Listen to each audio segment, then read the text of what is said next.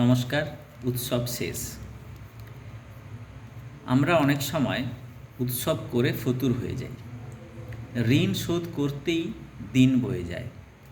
অল্প সম্বল ব্যক্তি যদি একদিনের জন্য রাজা হওয়ার শখ মেটাতে যায়, তবে তার 10 দিনকে সে দেউলে করে দেয়। আর তো কোনো উপায় নেই। সেই জন্যে উৎসবের পরদিন আমাদের কাছে বড় ম্লান। সেদিন আকাশের আলোর উজ্জ্বলতা চলে যায়। সেদিন অবসাদে হৃদয় ভারাক্রান্ত হয়ে পড়ে। কিন্তু উপায় নেই। মানুষ বৎসরে অন্তত একটা দিন নিজের কার্পণ্য দূর করে তবেই সেই অকৃপণের সঙ্গে আদান প্রদানের সম্বন্ধ স্থাপন করতে চায়। ঐশ্বর্যের দ্বারা সেই ঈশ্বরকে উপলব্ধি করে। দুই রকমের উপলব্ধি আছে। একরকম দরিদ্র যেমন ধনীকে উপলব্ধি করে দান প্রাপ্তির দ্বারা। এই উপলব্ধিতে পার্থক্যটাকেই বেশি করে বোঝা যায়।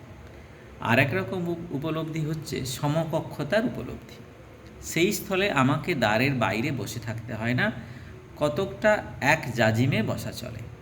প্রতিদিন যখন আমরা দিনভাবে থাকি, তখন নিরানন্দ চিত্তটা আনন্দময়ের কাছে ভিক্ষুকতা করে। উৎসবের দিনে সে বলতে চায়, আজ কেবল নেওয়া নয়, আজ আমিও তোমাদের মতো আনন্দ করব। আজ আমার দীনতা নেই, কৃপণতা নেই। আজ আমার আনন্দ এবং আমার ত্যাগ তোমারই মতো অজস্র। এইরূপে ঐশ্বর্য জিনিসটি কি, অকৃপণ প্রাচুর্য কাকে বলে, সেটা নিজের মধ্যে অনুভব করলে ঈশ্বর যে কেবলমাত্র আমার অনুগ্রহকর্তা নন, তিনি যে আমার আত্মীয়, সেটা আমি বুঝি এবং প্রমাণ করি। কিন্তু এইটে বুঝতে এবং প্রচার করতে গিয়ে অনেক সময়, কিংবা এটা প্রমাণ করতে গিয়ে অনেক সময় শেষে দুঃখ পেতে হয়। পরদিনের ছড়ানো উচ্ছিষ্ট গলা বাতি এবং শুকনো মালার দিকে তাকিয়ে মন উদাস হয়ে যায়। তখন আর চিত্তের রাজকীয় ঔদার্য থাকে না। হিসেবের কথাটা মনে পড়ে মন ক্লিষ্ট হয়ে ওঠে। কিন্তু দুঃখ পেতে হয় না তাকে যে প্রতিদিনই কিছু কিছু সম্বল জমিয়ে তোলে। প্রতিদিনই যে লোক উৎসবের আয়োজন করে চলেছে, যার উৎসব দিনের সঙ্গে প্রতিদিনের সম্পূর্ণ পার্থক্য নেই, পরস্পর নাড়ির যোগ আছে। এটি না হলেই আমাদের ঋণ করে উৎসব করতে হয়। আনন্দ করি বটে, কিন্তু সে আনন্দের অধিকাংশই ঠিক নিজের কড়ি দিয়ে করি নে। তার 15 আনাই ধারে চালাই।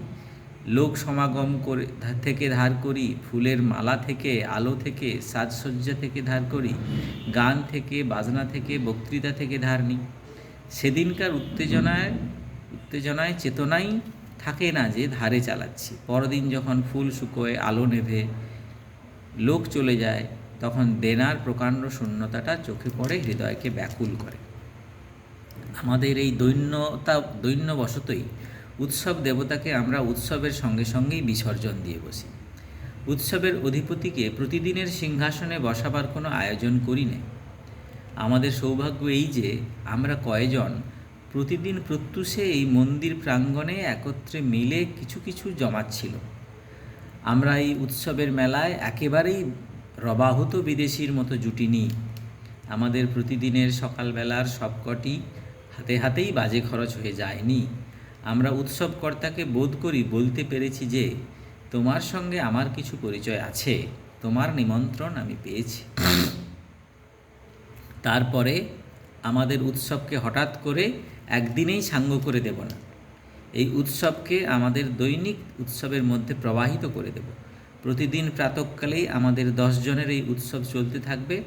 আমাদের প্রতিদিনের সমস্ত তুচ্ছতা এবং আত্মবিস্মৃতির মধ্যে অন্তত একবার করে দিন আরম্ভে জগতের নিত্য উৎসবের ঐশ্বর্যকে উপলব্ধি করে যাব।